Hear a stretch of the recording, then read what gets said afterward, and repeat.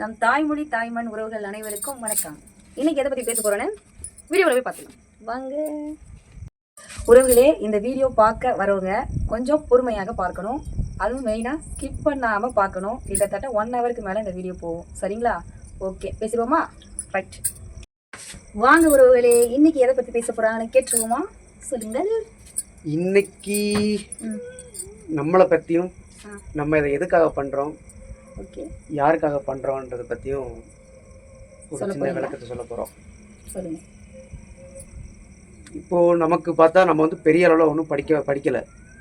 ஒரு பெரிய பொருளாதார நிலைமையில நம்ம வந்து இல்லை. அது மாதிரி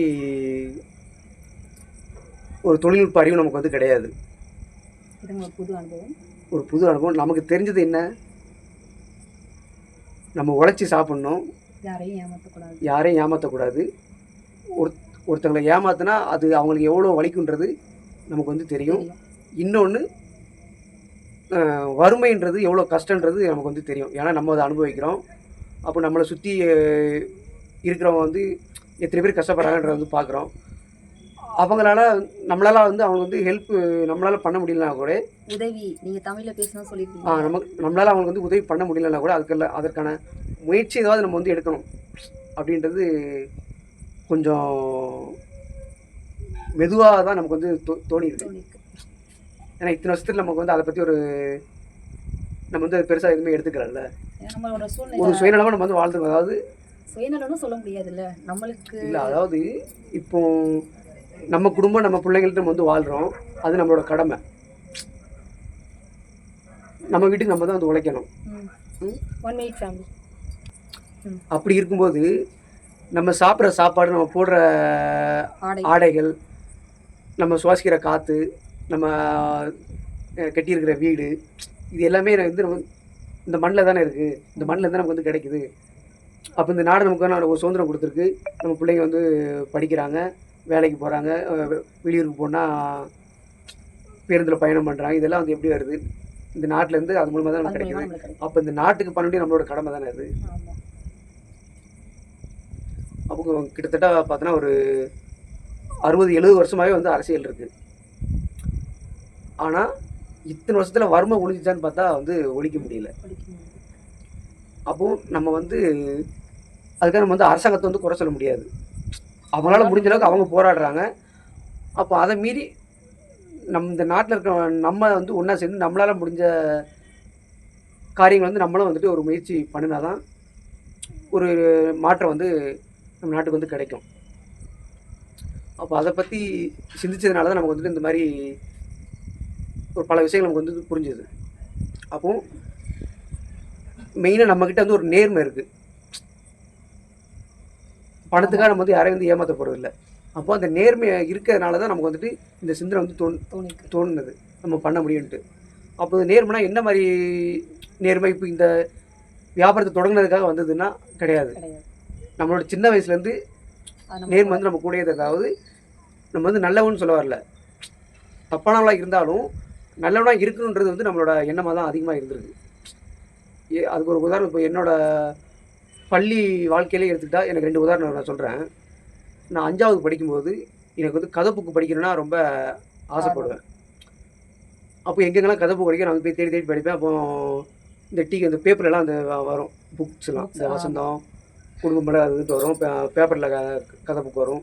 அந்த பேப்பர்லேயே கதை வரும், தினத்தந்திலாம். அதெல்லாம் போய் நான் 5ஆவது படிக்கிற பள்ளியில் வந்துட்டு தலைமை ஆசிரியரோட ரூம் இருக்கும். அந்த ரூமில் வந்து ஒரு பெரிய செல்ஃபு, அலமாரி.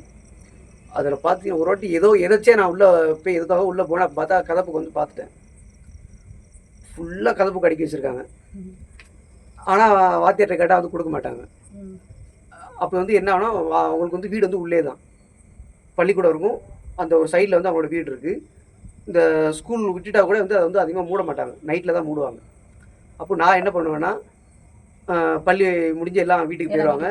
நான் நிறைய ஆஃபீஸ் ரூம் போய் டெய்லி 2 புக்கு 3 புக்கு எடுப்பேன். போயிட்டு எனக்கு என்ன கதை தான் தெரியும், கேட்குறேன். ஒரு கதையாக வந்து படிச்சுட்டு அந்த புக்கை எடுத்து நான் வந்து வச்சுருவேன். திருப்பி அங்கேயே படிச்சுட்டு வந்து வச்சுருவீங்க. ஏன்னா என்னோட நோக்கம் வந்து புக்கை திருடுற என்னோட நோக்கம் கிடையாது.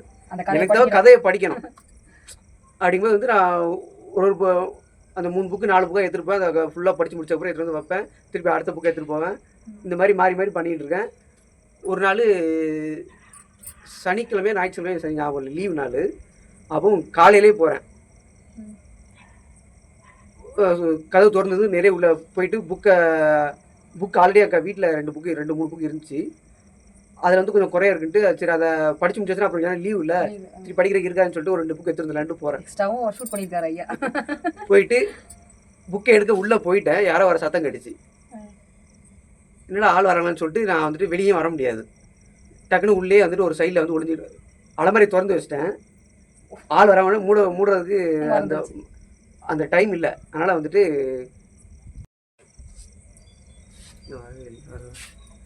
செட் பண்ணி திரும்பி பார்க்குறாரு. அலமாரி அலமாரி வந்து திறந்துருக்கு. என்னது அலமாரி திறந்துருக்கு அப்படின்னு சொல்லிட்டு வந்து மூடிட்டு சுற்றி பார்க்குறாரு. நாங்கள் சைடில் தெரிஞ்சுட்டேன். கூப்பிட்டு என்னடா பண்ணுறாங்க? இல்லை சார் நான் என்னடா திருட வந்தேன். திருடல சார், எனக்கு வந்து கதை புக்கு வந்தது, அதனால் படிக்கணும்னு ஆசையாக இருந்துச்சு, வந்து எடுத்துகிட்டு போனேன் அப்படின்னு. இந்த திருட்டு வர பண்ணுறியா? எத்தனை புக்கு எடுத்துகிட்டு போயிருக்க? இல்லை 3 புக்கு வீட்டில் இருக்குது சார் அப்படின்னு. யாருக்கு தெரியும்? எண்ணி பார்த்தா தான் தெரியும் எத்தனை புக்கு எடுத்துகிட்டு போயிருக்கேன்ட்டு. உடனே புக்கை எடுத்துகிட்டு வந்து வச்சிரு அப்படின்ட்டு அடிச்சுட்டு போயிட்டார். அப்போ நான் மாட்டிக்கிட்டேன்.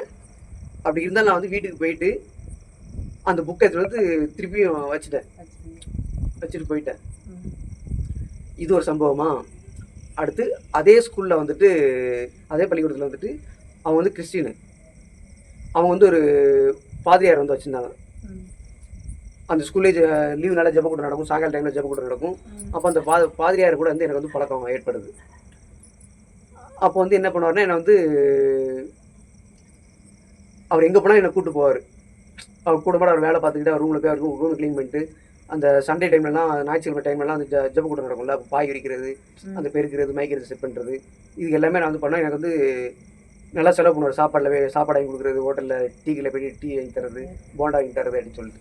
ஏன்னா அப்போ எங்கள் வீட்டில் வந்து வறுமை, எனக்கு யாரும் வாங்கி தர முடியல. அப்போ இங்கே போகும்போது வந்து நல்லா வாங்கி சாப்பிட்றதுக்கு வந்து நிறையா கிடைக்காதுன்னு சொல்லிட்டு அவர் கூட சுற்றிக்கிட்டு போய் எப்போவுமே லீவ் நாள்லாம் சரி, சாயங்காலம் ஸ்கூல் விட்டாலும் சரி அவர் கூட தான் இருப்பேன்.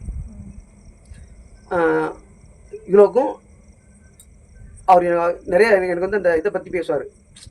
ஏசப்பா வந்து எவ்வளோ நல்ல வலிமையானவர், எப்படி நமக்கு எப்படி பண்ணுவார், நம்ம வந்து எப்படி விசுவாசமாக இருக்கணும் அப்படின்னு சொல்லிட்டு அதை வந்து நான் கேட்டுக்கணும். தவிர அவர் செலவு பண்ணுறாருன்றத நான் வந்து அந்த மதத்தை வந்து நான் மாறணுன்ட்டு எனக்கு வந்து அந்த எண்ணம் அப்போ எனக்கு வந்து வந்ததே கிடையாது. அப்போ எனக்கு வந்து 10 வயசு. எனக்கு தேவை வந்து ஏதாவது வாங்கி சாப்பிடணும்னு ஆசை. என்கிட்ட வந்து காசு இல்லை, அது வந்து எனக்கு கிடைக்குது, அதுக்காக நான் போகிறேனே தவிர. ஆனால் அதுக்காக வந்து நான் வந்து மதம் மாறணும்னா நான் வந்து மாற மாட்டேன். அதை மாதிரி அவர் வந்து ஒரு வாட்டி அந்த உண்டியில் வந்து காணிக்க போடுவாங்கல்ல,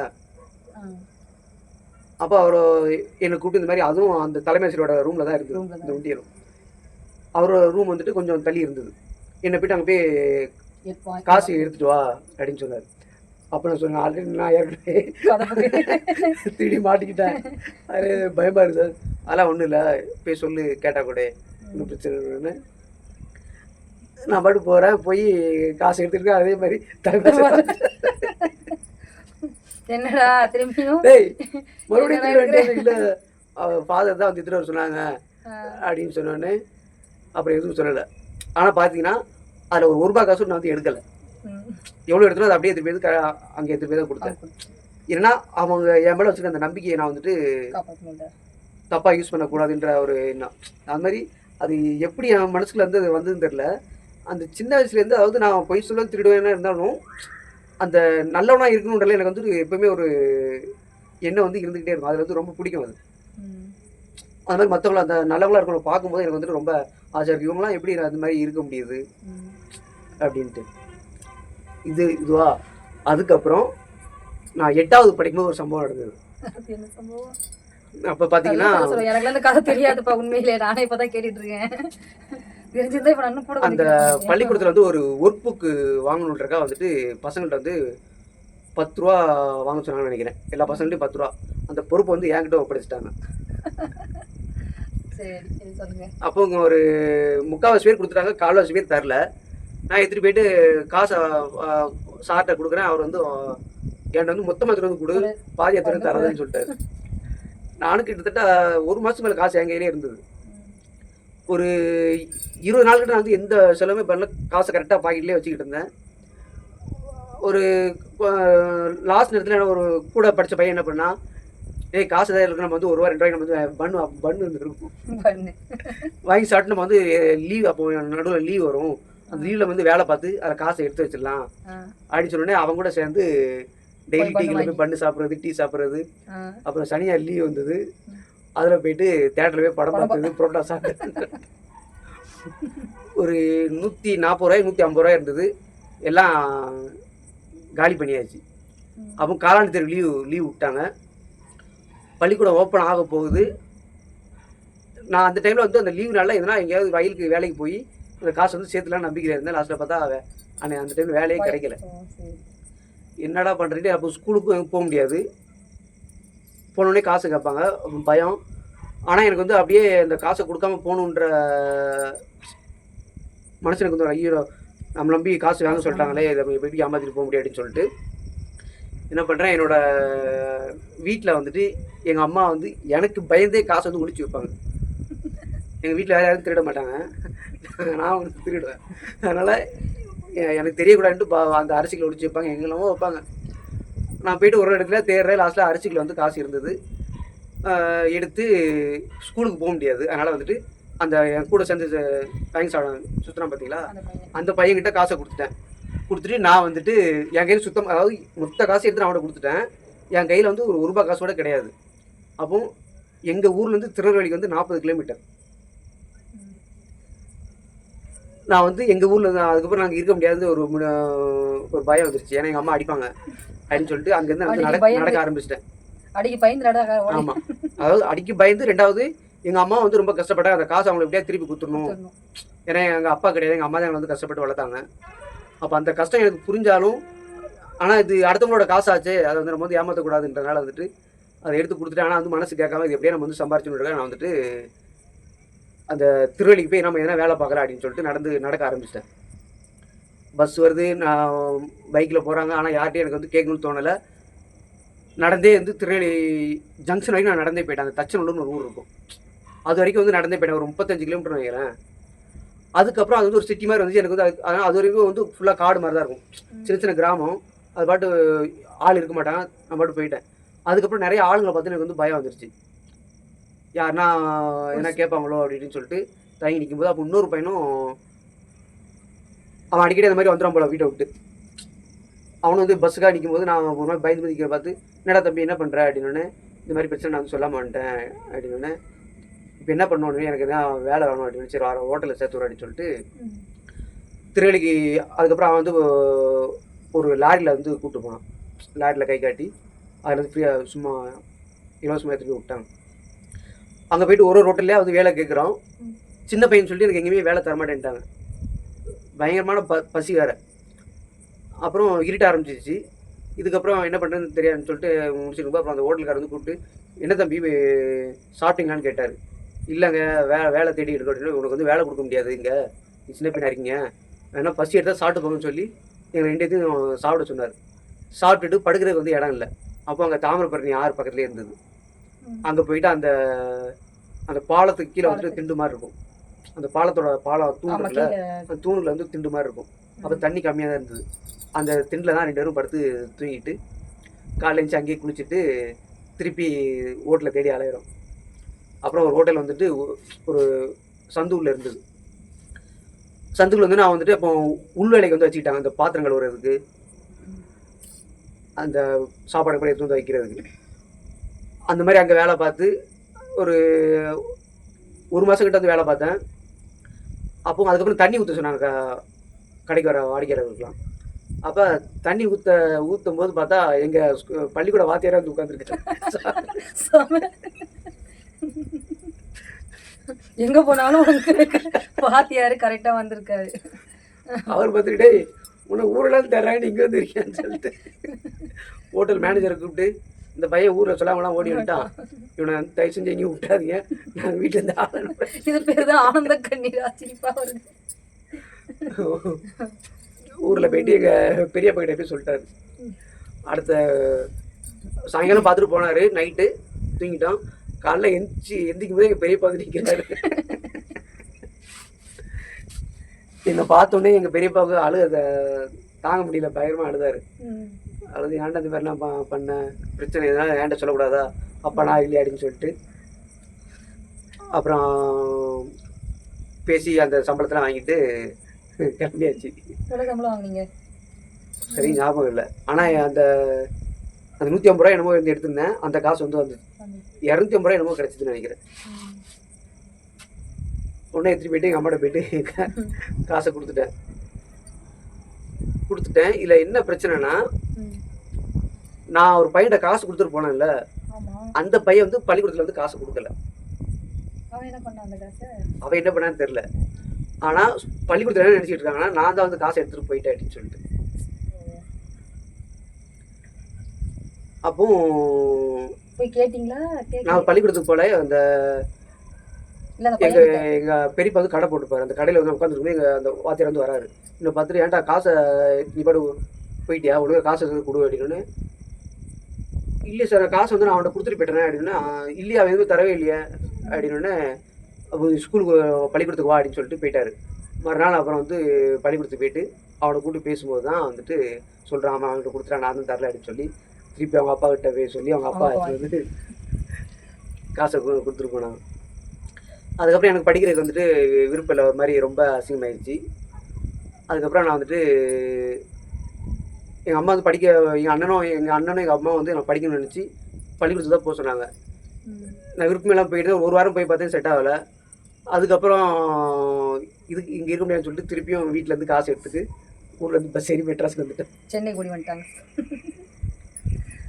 இந்த மாதிரி பார்த்தீங்கன்னா, அதாவது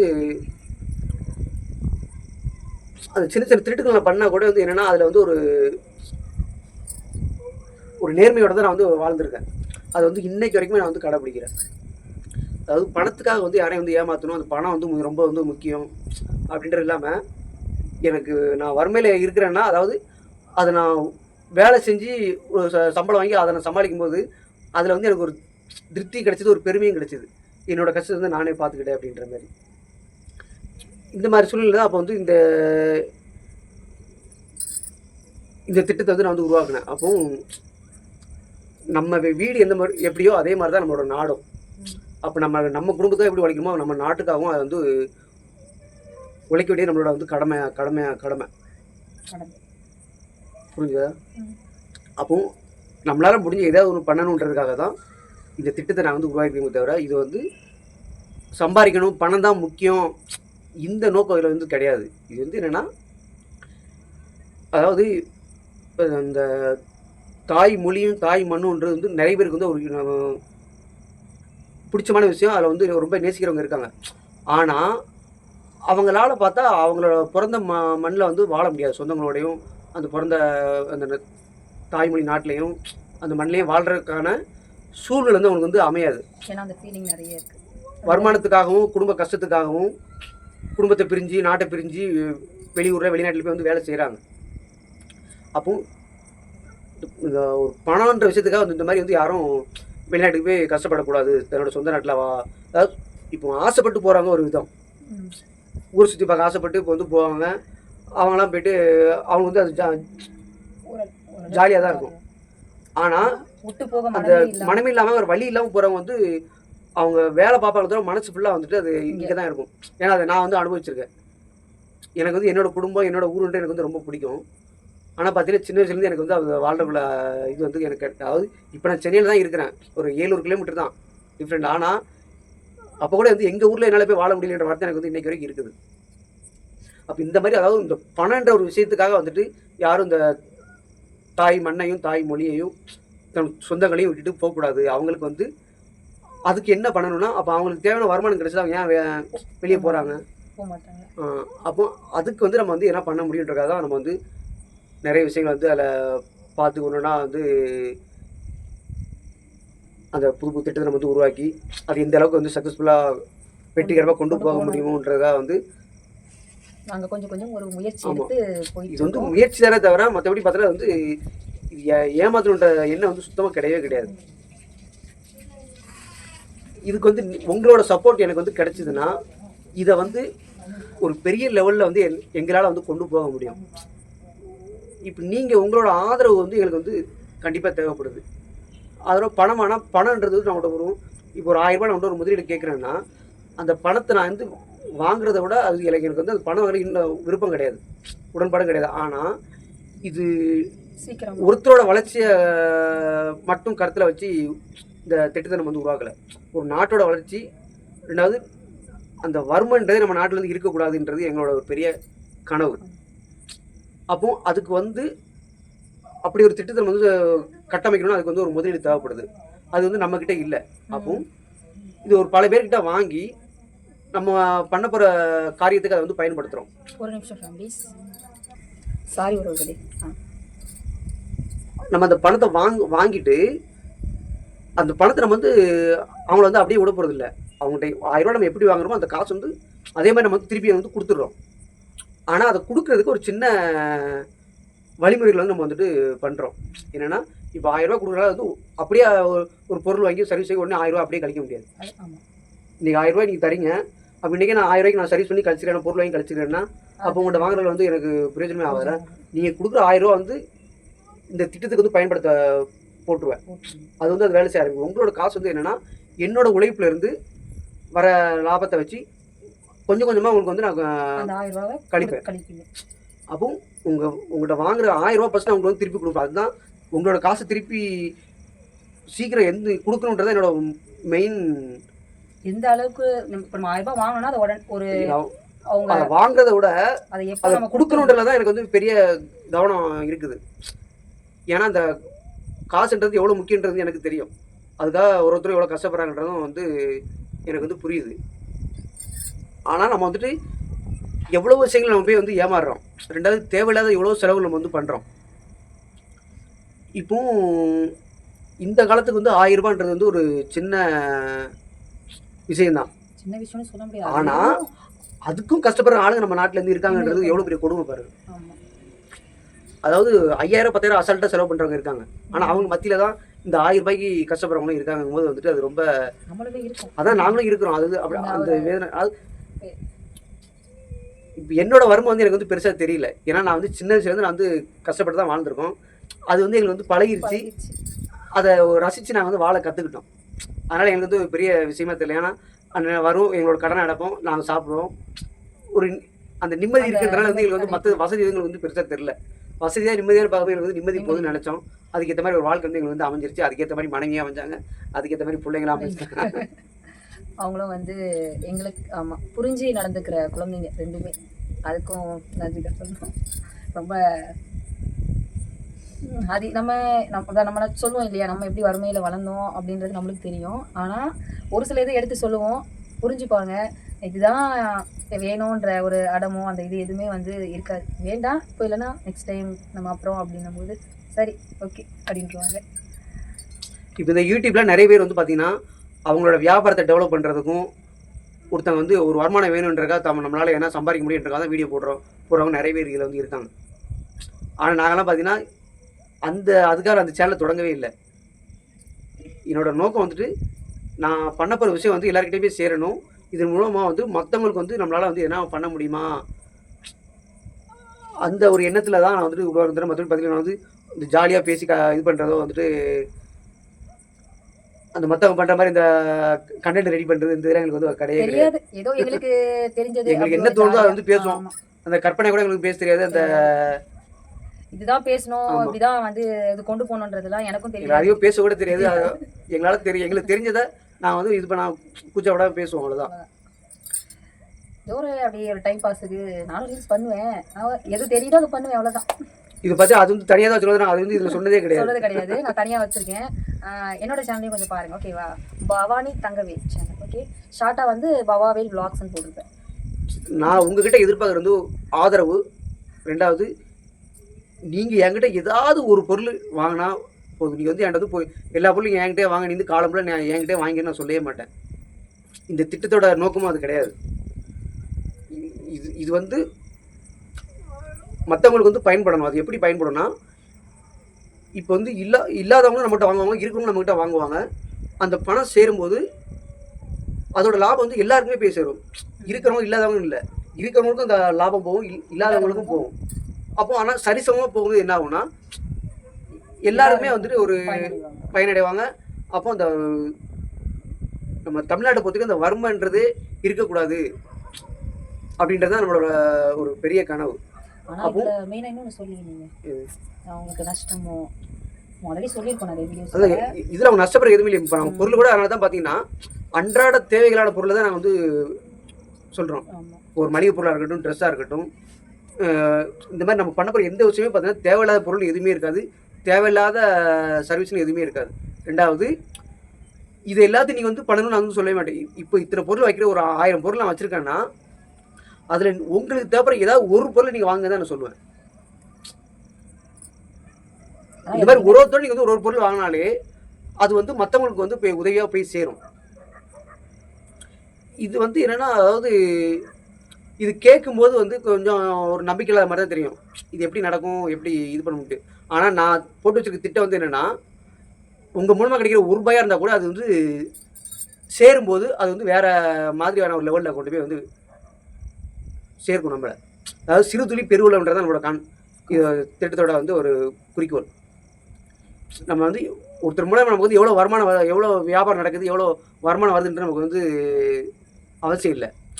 அந்த வர லாபத்தை வச்சு நம்ம வந்து என்ன பண்ணுறோம், அதோட செலவுகளை நம்ம வந்து எந்த அளவுக்கு வந்து குறைக்கணும். அதாவது இப்போ ஒரு இடத்துல நம்ம வந்து கடை போடணுன்னா லட்சக்கணக்கில் செலவு பண்ணுவோம், அதுக்கு வாடகைன்னு இருக்கும், அப்புறம் வந்து ஆளை போட்டால் அவங்களுக்கு சம்பளம்னு இருக்கும், அப்புறம் அதை மெயின்டெனன்ஸ் பண்ணுறதுக்குன்ட்டு, அதாவது உள்ள அந்த ஏசி போட்டோன்னா அதுக்குள்ள செலவு.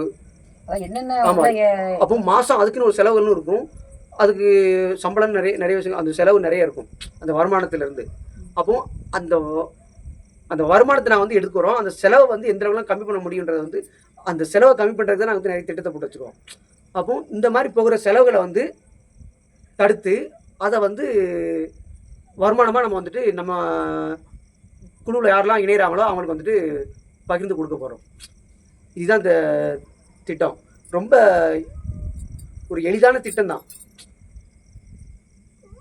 ரெண்டாவது, எந்த மறைமுகமும் இருக்காது. ரொம்ப அந்த பொருளை, ஏதோ ஒரு பொருளை நம்ம வந்து வாங்க வைக்கணும், அதன் மூலமாக நமக்கு வந்து வரணும், அந்த மாதிரி எண்ணமே கிடையாது. இது வந்து வியாபாரம்னே சொல்ல முடியாது, இது வந்து வறுமைக்கு எதிரான ஒரு புரட்சின்னு தான் சொல்ல முடியும். அந்த வருமானம் என்ற யுக்தியை வந்து, வியாபாரம் என்ற யுக்தியை வந்து இதை வந்து இதில் பயன்படுத்தி அந்த சேவையை வந்து இதன் மூலமாக நம்ம வந்து பண்ண போகிறோம். இப்போ உதவி செய்ய நம்மளோட காசுக்கு ஒரு 1000 ஒன்று கொடுக்குறோன்றது அது ஒரு விதமான உதவி, அது இருக்கிறவங்க கொடுக்குறாங்க. இப்போ நம்ம வந்து பண்ண போகிறது வந்து அந்த மாதிரி இல்லாமல், இது பார்க்குறதுக்கு வந்து ஒரு வியாபாரம் வர்த்தகம் மாதிரி இருக்கும். ஆனால் இதோட நோக்கம் வந்து என்னென்னா, அதன் மூலமாக வந்து ஒரு வருமானத்தை நம்ம வந்து கிரியேட் பண்ணி அதோட லாபம் பார்த்தா வந்து எல்லாருக்குமே கிடைக்கும், எப்பவுமே கிடைக்கும். உதவிட ஒரு வாட்டியோட முடிஞ்சு போயிருது. ஆனால் இது வந்து அப்படி கிடையாது. இது வந்து ஒவ்வொரு வாட்டியும் திரும்ப திரும்ப வந்து மாறி மாறி ஒரு ஒருத்தருக்கா கிடைச்சிட்டே இருக்கும். அதுக்கு தான் நம்ம வந்து அந்த லெவல்ஸ் வந்து மெயின்டைன் பண்ணுறது. அந்த லெவல்ஸ் அது எல்லாமே நான் வந்து முன்னாடி வீடியோல வந்து போட்டுருக்கோம். நீங்கள் இதில் புரிஞ்சிக்க வேண்டியது, நாங்கள் உங்ககிட்ட வந்து ஆதரவு மட்டும் தான் எதிர்பார்க்குறோம். அந்த ₹1000 காசுன்றது நீங்கள் கொடுத்தீங்கன்னா அது வந்து ஒரு வாரத்தில் கூட, ஒரு நாளில் கூட உங்களால் வந்து திருப்பி எடுத்துக்க முடியும். இந்த ₹1000 உங்கள் காசு, உங்கள் காசு ஃபஸ்ட்டு உங்கள் கைக்கு வந்துடும். இதை மட்டும் நீங்கள் வந்து கரெக்டாக புரிஞ்சுக்கோங்க. நாங்கள் ₹1000 கேட்குறோம்னு நினைக்காதீங்க. இந்த ₹1000 வந்து உங்களுக்கு வந்து நாங்கள் வந்து திருப்பி கொடுத்துருவோம். அது வந்து எவ்வளோ சீக்கிரத்தில் உங்களுக்கு கிடைக்கின்றது வந்து அது உங்கள் கையில் தான் இருக்குது. அதுக்கான வீடியோவும் இருக்குது. அதில் உங்களுக்கு என்ன டவுட் தவிர கேளுங்க, நான் வந்து சொல்கிறேன். ஏன்னா உங்கள்கிட்ட அந்த காசு வாங்குற என்ன எனக்கு வந்து கிடையாது. அதை வச்சு பண்ண போகிற செயல்கள் தான் எங்களோட குறிக்கோள். அது முன்னாடி இருக்கிற ஒவ்வொரு வீடியோலையுமே நாங்கள் ஒவ்வொரு விளக்கத்தை வந்து நாங்கள் சொல்லியிருக்கோம். நீங்கள் கொஞ்சம் முன்னாடி அந்த வீடியோ வந்து ஸ்கிப் பண்ணாமல் பார்த்தா மட்டும்தான் புரியும். நல்லா ஸ்கிப் பண்ணி பார்த்தீங்க அப்படின்னா கொஞ்சம் புரியாது. அதனால் கொஞ்சம் முடிஞ்ச அளவு டைம் இருக்கும்போது கண்டிப்பாக ஃபுல் வீடியோஸ் பாருங்கள். அதனால் உங்கள் ஆதரவு வந்து தாருங்க. என்கிட்ட வந்து நீங்கள் ஏதாவது ஒரு பொருள் மட்டும் என்கிட்ட வந்து நீங்கள் கண்டிப்பாக வாங்க, நான் வந்து உங்களை கேட்டுக்கிறேன். அது வந்து எனக்காக கிடையாது, இது வந்து நமக்காக நினைங்க. இதனால் வந்து, அதாவது நம்ம ஒரு பொருள் வாங்குற மூலமாகவும் மற்றவங்களுக்கு வந்து ஒரு உதவி போய் கிடைக்குதுன்றதுனால வந்து இது நீங்கள் சப்போர்ட் பண்ணி அதோட பங்கு உங்களுக்கும் சேரும். அது இப்படியே நம்ம ரொம்ப நேரம் பேசிட்டோம். பேசியாச்சு. இந்த எப்படினாலும் கிட்டத்தட்ட 1 ஹவருக்கு மேலே போகும். அதனால பொறுமையாக வீடியோஸை முழுமையாக பார்க்கணும். பார்த்த அனைவருக்கும் நன்றி. ஓகே, இதுக்கப்புறம் நம்ம அடுத்த வீடியோவில் மீண்டும் சந்திப்போம். ஓகே, நன்றி. பாய் உறவுகளே.